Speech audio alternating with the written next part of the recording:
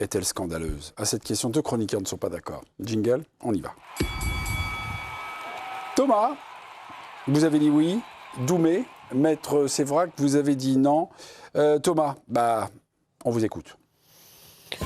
Oui, et puis de toute façon, elle est scandaleuse depuis le début de la saison. Ça a commencé avec Rabiot à ce moment-là. On a eu Højbjerg à Saint-Gilles qui s'en prend à Roberto De Zerbi et c'est la première corde qui lâche à ce moment-là. Et là, tout explose de partout parce que le groupe et le vestiaire n'est plus tenu, que ce soit par le coach ou par la direction. Et sur le terrain, ça pose des gros cacas sur la pelouse. Voilà, c'est ça depuis le début. Et ils s'en fichent complètement de l'écusson qu'il y a sur le maillot.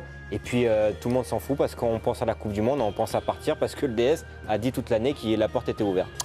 David Sévrac, c'est un non, pourquoi? Non, mais bien sûr que l'attitude des joueurs est scandaleuse, mais je trouve que c'est voir le problème par le petit bout de la lorgnette en fait. C'est-à-dire que le problème, il est beaucoup plus vaste que ça, il est beaucoup plus grand. Le poisson pourrit toujours par la tête. Et en fait, ce club, il est ingouvernable, injouable, parce qu'il a été rendu comme ça par le duo Longoria-McCourt qui laisse faire cette politique de transfert irrationnel, qui dévitalise tout un groupe dont on ne sait pas s'ils vont rester, partir, ils ne savent pas ce qu'ils font là, ils sont de passage chez une gare. Et donc en fait, tout ça rend une sorte de mélasse injouable, inentraînable. Et en fait, les joueurs sont une partie du problème de ce drame. Quoi? Il y a eu 3 secondes de plus. Non, Thomas, regardez. Les 3 secondes, c'est pour vous.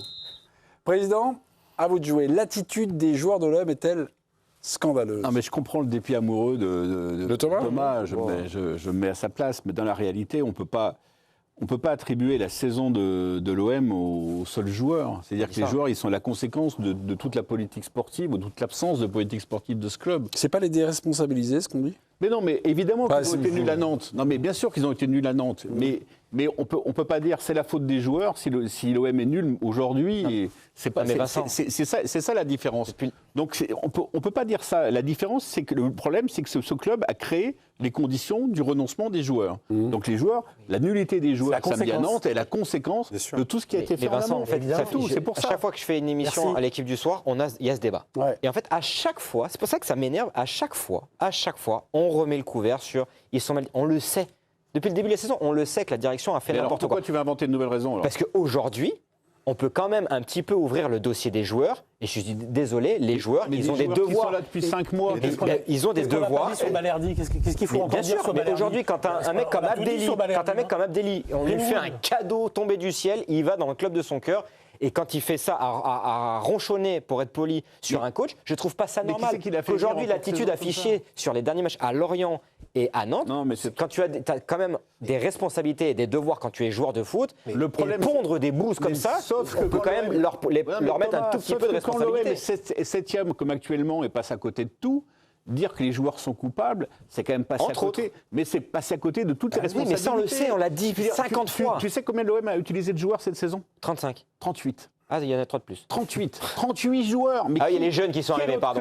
Quel autre club a utilisé 38 joueurs cette saison? Ce club a fait n'importe quoi du début à la fin. Mais ça, je suis totalement d'accord avec vous. C'est pas les 11 joueurs qui ont joué à Nantes qui sont responsables de cette 7e place. Éric Blanc, est-ce que vous avez vu les buts encaissés par l'Olympique de Marseille du côté de Nantes? Voilà, qu'est-ce qui fait que l'équipe n'existe plus finalement? On dit qu'une équipe, l'identité d'une équipe, c'est sa manière de défendre. Là, c'est porte ouverte. Là. Ouais, derrière, ce sont des bougies trempées dans des cafés crème. C'est très mou. Ça fait quand même pas mal de temps.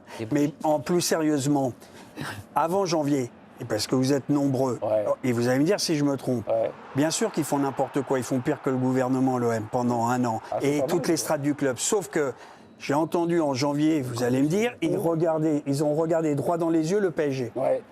Et là, on disait que même s'il y avait le feu dans la baraque, ils étaient 2e du championnat.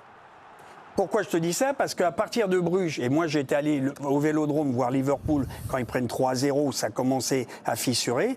Et derrière, il y a eu Bruges, coup de tonnerre, Benassia, qui a le même... il y a le même discours. Et quand il dit « je veux pas passer pour un menteur », je veux surtout pas passer pour un con. Parce que Benassia, émetteur-récepteur, il nous a dit « je vais à Marbella, les huiles essentielles, on va travailler, et les mecs sont pas prêts physiquement, il se passe rien ». C'est malheureux pour lui, parce que quand il parle de football, moi je comprends tout ce qu'il dit, mais il n'empêche qu'aujourd'hui, il n'y a plus de lien, il n'y a plus rien au niveau et de la direction, puisque tout le monde est parti, mais Donc c'est une faute globale, mais les joueurs jusqu'en ce match du PSG, et toi tu es un supporter, tu connais mieux la saison, moi je trouvais que jusqu'à De Zerbi, il faisait un peu le taf. On l'a viré, je peux comprendre, Bennacer, mais c'est pire en virant De Zerbi. Moi, de loin, je me suis dit, il vaut mieux le garder jusqu'à la fin de la saison. Il est parti après un. À l'arrivée, Bey, il a dit, j'arrive, j'ai pris le club là, il est 7e aujourd'hui. J'aimerais avoir l'avis de Régis Testelin sur ça, sur les joueurs. On voit les buts. Là, je suis d'accord avec ce qu'a dit Vincent et ce qu'a dit Doumet. Et les problèmes, si on se souvient, en septembre dernier, on était tous autour de la table. Rabiot s'est fait virer du club. Et la question, c'était est-ce que ce genre d'incident peut avoir des conséquences sur la saison? Et évidemment que ça en a eu. Qu'il y en a eu. Vincent a raison. Le foot, c'est un projet, c'est un collectif, c'est une entente, c'est des copains, c'est une cohérence, c'est un collectif. Je veux dire, c'est des gens comme c'est pas parce qu'ils sont payés très cher. Ouais. Mais là, tu dédouanes totalement les joueurs. Mais le troisième but contre Nantes, c'est pas la faute de Benatia. Si Medina et Bellardi font comme ça, alors qu'il y a un mec qui arrive dans la surface. Mais ils ont lâché. Il ne faut pas confondre les causes et les conséquences. Mais ils ont lâché. Ils ont lâché. Mais ça, c'est les conséquences. Ils ont lâché. Est-ce que c'est normal? Vous pouvez pas tous en même temps. Ils ont lâché. Ils n'ont plus envie de travailler pour les gens avec lesquels ils travaillent. Mais c'est normal. Et c'est leur droit. Il n'y a que dans le foot, en fait, il y a ça. Moi, si j'arrive, je présente des émissions. Si Mémé, il n'est pas d'accord avec le boss, il arrive en émission, il se pose comme ça, il dit rien. Bah non, il n'y a que dans le foot où c'est comme ça. Mais c'est pas vrai ce que tu dis, Thomas. Dans le foot, tout repose sur le management de l'entraîneur et sur le management des dirigeants. Je veux dire, quand les joueurs ne sont pas dirigés, est-ce que c'est la faute des joueurs? Non, quand les joueurs ne sont pas dirigés, c'est la faute de ceux qui les dirigent. Vincent, vous êtes des journalistes en face de moi. Répondez-moi, parce que moi, vous n'allez pas m'en fumer. Qu'est-ce qui se passe jusqu'en janvier, quand ils sont deuxièmes, ils regardent droit dans les yeux au Trophée des Champions? Je n'ai pas vu le match, tout le monde m'a dit ils devaient gagner. Et à partir de là, qu'est-ce qui se passe de septembre à décembre? Et expliquez-moi quand ils sont deuxièmes. Expliquez Rabiot, l'affaire Rabiot, c'est au mois de septembre, octobre. En août. Donc, explique-moi. Non, mais explique-moi. C'est assez simple, c'est que tu n'avais aucune chance d'être une meilleure équipe sans Rabiot qu'avec Rabiot. Oui, aussi bien en janvier qu'en mars. Mais ils ont eu des résultats. Moi, j'étais pour Rabiot. Je suis pro Rabiot. Mais ils ont eu quand même des résultats jusqu'en janvier. T'as des problèmes. Jusqu'à un certain. Donc, Bruges. Ce qui vous explique jusqu'à un certain. Et ben, ça a duré 3 mois. Mais sauf que tout le monde dans le championnat peut être performant 3 mois. Ça arrive à tout le monde. Qui est problématique. Il est trop tout. Tu perds contre Newcastle, tu perds contre l'Atalanta. Non, tu gagnes contre Newcastle, mais tu perds contre l'Atalanta Bergame. Tu perds au Sporting. Tu as déjà des problèmes de résultats sur des matchs qui sont prétendus abordables. Voilà, en championnat, tu fais que 2-3 petites conneries qui font que tu n'es pas au taquet avec le Paris Saint-Germain, que tu as battu 1-0 un soir où il y avait la remise du Ballon d'Or.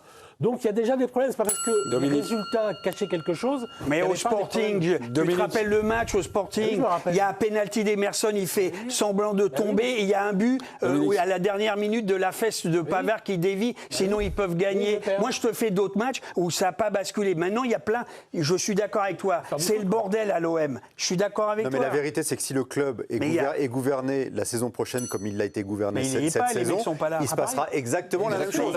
Et tu trouveras les joueurs aussi scandaleux, Thomas. Ça sera d'autres joueurs. Et ils seront aussi scandaleux. C'est Thomas Bonavent qui met la raclée à Tonton Doumet. Qui a dit